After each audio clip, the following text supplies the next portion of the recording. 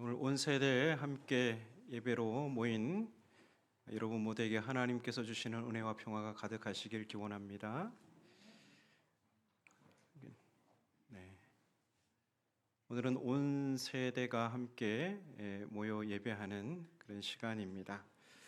오늘 예배의 설교 제목이 그가 누구이기에입니다. 여기서 그는 누구를 가리킬까요? 예수님을 가리키죠. 예수님. 우리 어린이부 주간인데요. 우리 어린이부 형제 자매님들은 예수님을 누구라고 생각하세요? 예수님을 어린이부 예배에서 예수님이 누구라고 배웠어요? 나의 신앙 고백 이런 거 없나요? 충청도 어린이도 이 정도는 아닌데 충청도에서 사역을 해봤거든요. 네. 예수님을 다양하게 우리가 말할 수 있겠죠. 예수님을 구원자, 또 예수님을 또 어떻게 고백할 수 있을까요? 예수님을 심지어는 나의 친구라고 표현하기도 하고 하나님의 아들이라고 표현하기도 하고 한 번은 예수님께서 제자들에게 이렇게 물으셨어요. 너희들 이렇게 다니다 보면 사람들이 나에 대해서 이런저런 이야기를 할 텐데 그 사람들이 나를 누구라고 말하더냐? 그러니까 제자들이 대답합니다. 어떤 사람은 세례 요한 같다 이렇게 말하기도 합니다. 또 어떤 사람은 그 구약의 선지자 엘리야와 같다 하기도 합니다. 또 어떤 사람들은 구약의 선지자 중 그 예레미야 아니면 그 많은 선지자들 중 어떤 분과 닮았다고 그렇게 이야기합니다. 예수님이 그 이야기를 듣고 그래? 사람들이 나를 그 위대한 선지자 중 하나로 이렇게 생각하는구나. 예수님은 이제 제자들의 생각이 궁금했어요. 자, 그러면 너희는 나를 누구라고 생각하느냐? 그때 제자들 중에 베드로가 손을 들고 예수님께 대답했지요. 어떻게 대답했을까요? 네, 이렇게 대답했습니다. 당신은 그리스도이십니다. 그리고 살아계신 하나님의 아들이십니다. 마태복음 16장 16절 말씀이죠. 마태복음 16장 16절에는 이렇게 나와 있어요. 주는 그리스도시요. 근데 거기 말하는 주는 당신이 주님이십니다. 이 표현이 아니고요. 당신, you are the Christ 이래요. 당신은 그리스도이십니다. 이 표현. 그리고 the Son of Living God, 살아계신 하나님의 아들이십니다. 이렇게 고백했죠. 그리스도 많이 들어보셨죠? 이번 우리 주제가 뭐예요? 원래 그리스도를 본받아입니다. 이 그리스도는 기름 부음을 받은 자라는 뜻이에요. 우리 어린이부 친구들 뭐라고요? 그리스도가 기름 부음을 받은 자라는 뜻이에요. 그 옛날 이스라엘은 왕이나 제사장이나 선지자를 세울 때 머리에 기름을 부었어요. 머리에 기름을 붓는 행위, 이것은 어떤 의미냐 하면 하나님께 선택받은 사람을 구별하여 세운다는 거예요. 그래서 하나님께 선택받은 사람은 머리에 기름을 부어서 하나님의 일꾼으로 세웠다는 것이죠. 그런데 베드로가 누구더러 그리스도라고 했죠? 예수님 보고요. 그래서 베드로의 고백은 이런 것이죠. 예수님은 하나님께서 왕과 제사장과 선지자로 구별하여 세우신 분이십니다. 그리고 또 하나의 고백을 하죠. 엄청난 고백이죠. 당신은 하나님의 아들이십니다. 이런 고백을 해요.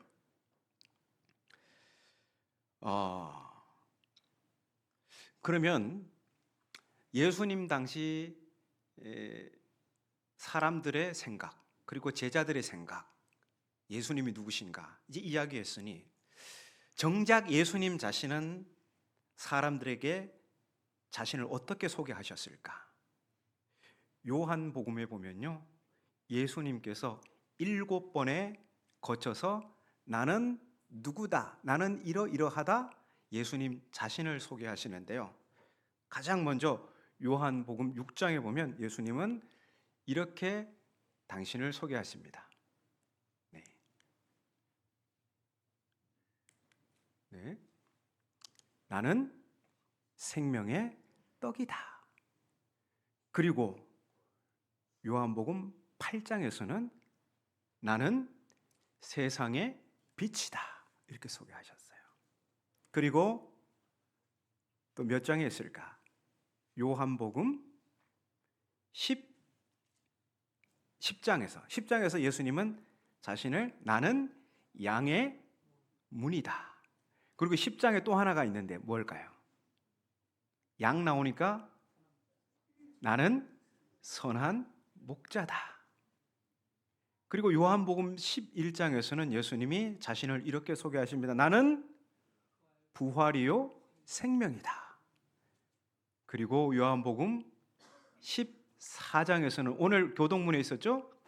길이요 진리요 생명이다. 그리고 끝으로 요한복음 15장에서 예수님은 자신을 이렇게 소개합니다. 나는 참 포도나무다. 한마디로 저 모든 표현은 세상에 생명을 주시는 분으로 예수님은 자기를 소개하는 거예요. 나는 세상에 생명을 주는 그런 존재다. 그렇게 예수님이 자신을 소개하셨어요. 자, 그러면 오늘 우리가 마가복음 4장 35절 이하를 읽었잖아요. 이 이야기 속에서 보이는 예수님은 어떤 분이실까? 이제 그게 궁금합니다. 예수님께서 지금 뭐 하시는 것 같아요? 네, 예수님께서 설교를 하시는 거예요. 오늘 우리가 읽은 그 내용, 앞의 내용 전체는, 4장 내용 전체는 뭐냐 하면 예수님께서 배 위에 오르셔서 바닷가 육지에 있는 사람들을 향해서 하나님 나라에 대해서 비유로 설교하시는 그 내용입니다. 4장 1절부터 쭉 그 내용이에요.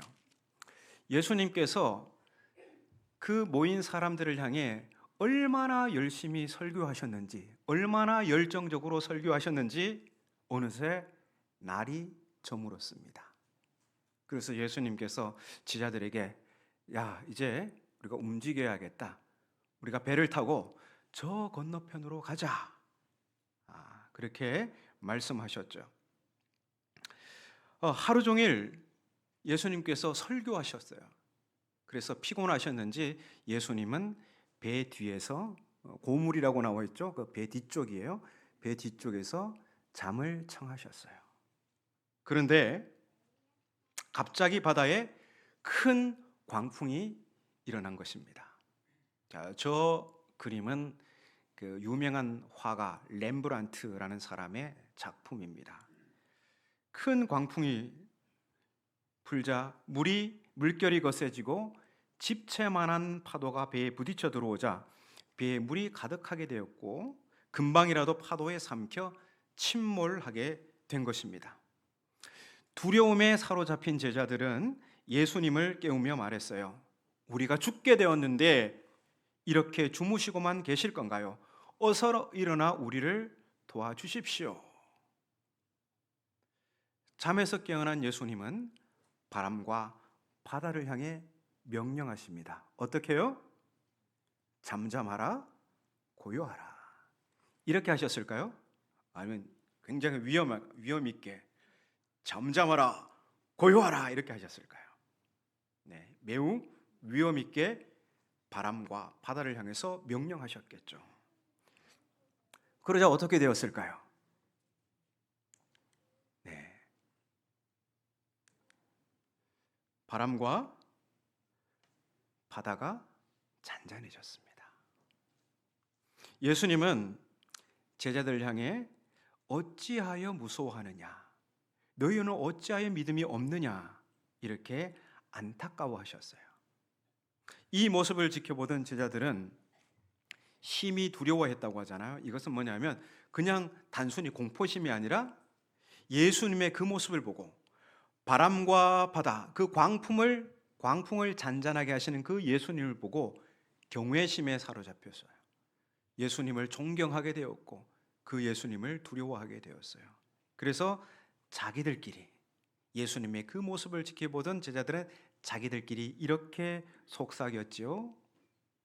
어떻게요? 그가 누구이기에? 그가 누구이기에 바람과 바다도 순종하는가?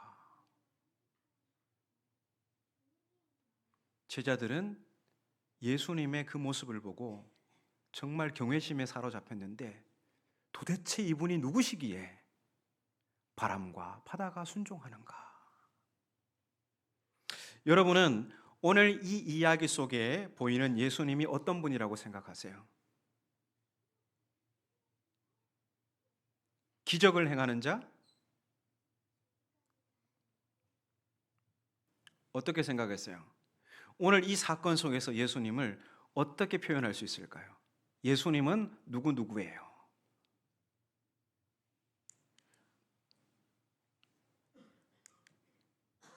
네. 예수님은 창조주 하나님이십니다. 우리 요한복음 1장 3절 말씀을 같이 읽도록 하겠습니다. 화면을 보고 만물이 그로 말미암아 지은 바 되었으니 지은 것이 그가 없이는 된 것이 없느니라. 아멘. 자, 이 말씀에서 그가 누구일까요? 말씀이신 예수 그리스도이십니다. 만물이 예수님으로 말미암아 창조되었고 예수님 없이 이 세상에 존재하는 것은 아무것도 없다고 합니다. 자, 그렇다면 바다와 바람은 무엇이죠? 예수님이 지으신 피조물이죠. 자, 피조물에게 명령할 수 있는 자격이 누구에게 있어요? 창조주에게 있는 것입니다. 예수님은 창조주 하나님이시기에 바람과 바다를 향해 명령하실 수 있고 또 바람과 바다는 창조주 예수님의 명령에 즉각 순종하는 거예요. 피조물은 뭐 해야 된다는 거예요? 창조주의 명령에 순종해야 되는 거예요. 그런데 하나님이 지으신 피조물 중에 예수님이 만드신 피조물 중에 제일 순종하지 않는 생명이 누구일까요? 네? 누가 생각나십니까? 아니면 나인 것 같습니까?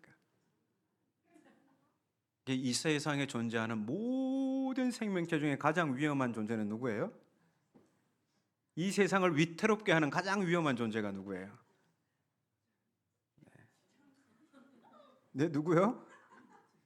누구 혹시 남편 이름 됐습니까? 네. 어떤 작가들이나 시인들은 우리 사람의 삶을 머나먼 바다를 항해하는 것으로 비유합니다. 출애굽 이야기에서는 우리의 삶을 뭘로 비유하죠?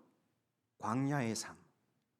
광야에는 낮에는 너무나 덥고 밤에는 너무나 춥고 사나운 짐승이 나타나고 또 우리를 삼키는 적들이 갑자기 나타날 수도 있고 굉장히 위협적인 그런 곳이 바로 광야 아닙니까? 마찬가지로 우리 인생을, 우리의 삶을 머나먼 바다를 항해하는 것으로 비유한다면 바다는 언제나 고요한가요? 그렇지 않죠. 풍랑을 만날 때가 있습니다. 그래서 우리의 삶도 때때로 풍랑을 만난다는 거예요. 오늘 어린이부 주간 예배인데요. 우리 어린이들이 살아가면서 만나는 인생의 광풍에는 어떤 것들이 있을까요? 네. 너무 웃지 마세요. 우리 어린이들도 힘들 때 있어요, 없어요? 슬플 때 있어요, 없어요? 그냥 내 삶이 무너질 것 같은 그런 어려움이 있어요, 없어요? 참나. 너무 어린이들을 무시하는데요. 부모님이 나에게 관심이 없어 보일 때, 그리고 절친이 갑자기 다른 친구와 놀 때, 이때 애들 인생이 무너지는 경험을 합니다. 그리고 친구들이 나만 빼고 단톡방을 만들었을 때,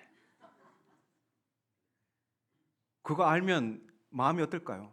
무너져 내리는 거죠. 내가 다른 친구하고 비교당하고 경기를 했는데 졌을 때, 부모님이 다툴 때, 우리 집이 가난하다고 생각할 때, 우리 어른들이 보기에는요, 그런 게 작아 보여도요, 우리 어린이들에게는 배가 뒤집힐 만큼 큰 인생의 광풍인 것이에요. 우리 청소년들이 만나는 인생의 광풍에는 어떤 것들이 있을까요? 청소년들. 저도 그 시절을 겪었지만 그때는 정체성에 대한 혼란이 생깁니다. 나는 누구지? 나는 도대체 왜 살지? 나의 삶의 형편은 왜 이 모양이지? 우리 집은 왜 이렇지? 이 정체성의 광풍이 있고요. 그런가 하면 성정이나 외모나 집안, 우정, 배신, 소외, 진로, 입시와 같은 그런 인생의 광풍들이 청소년들에게 있어요. 우리 청년들에게는요. 진로에 대한 걱정, 취업에 대한 불안, 결혼 문제, 신앙에 대한 도전 등 청년들이 겪는 광풍도 있단 말입니다. 우리 어른들은 어떻습니까? 직장을 잃거나 사업이 어려워지는 책임의 광풍, 건강만큼은 자신이 있었는데 갑작스레 불어닥친 질병의 광풍, 자녀와 동료들로부터 느끼는 소외의 광풍, 배우자나 가족을 잃은 고독의 광풍 등 우리네 인생은 어린이, 청소년, 청년, 어른 할 것 없이 누구나 인생의 광풍을 만나게 됩니다. 그때 우리가 기억해야 할 것이 무엇일까요? 그때 이 화면을 한번 보셨으면 좋겠습니다. 아까 본 그림인데요. 한쪽은 큰 풍랑을 만났을 때고 다른 하나는 예수님의 명령으로 바람과 바다가 잔잔해진 그 상황입니다. 근데 저 두 배에는 공통점이 있습니다. 무엇이 공통점일까요? 저 두 배에는 누가 타고 계실까요? 예. 광풍을 만날 때나 광풍이 잔잔해졌을 때나 저 배 위에는 예수님이 계시다는 거예요. 오른쪽 그림에는 예수님이 확실하게 보이는데 왼쪽 그림의 예수님은 어디 있을까요?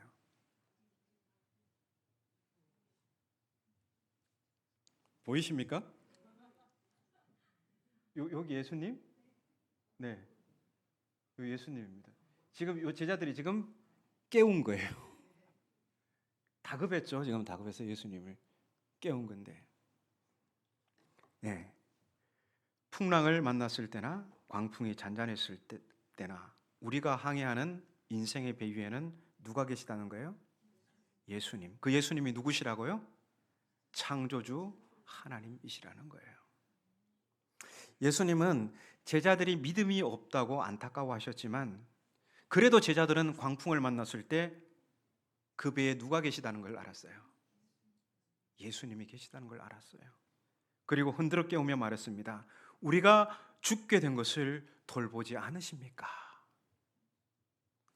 여러분, 이것이면 충분합니다. 우리 인생의 항해에 예수님이 우리와 함께 하신다는 것을, 그 배에 함께 타고 계신다는 것을, 이것을 알면 충분합니다. 우리가 항해하는 배 위에는 하늘과 땅을 지으신 예수님이 타고 계십니다. 인생의 광풍을 만날 때 바로 이 예수님을 흔들어 깨우시기 바랍니다. 그리고 우리가 당한 어려움을 돌아봐 달라고 요청하십시오. 그러면 창조주 예수님께서 우리에게 닥친 인생의 광풍을 향해 명령하실 것입니다. 잠잠하라, 고요하라. 그러면 여러분에게 닥친 인생의 광풍이 그치고 잔잔하여 질 것입니다. 어떻게요? 이렇게, 그림과 같이 이렇게 우리 인생이 잔잔하여질 것입니다.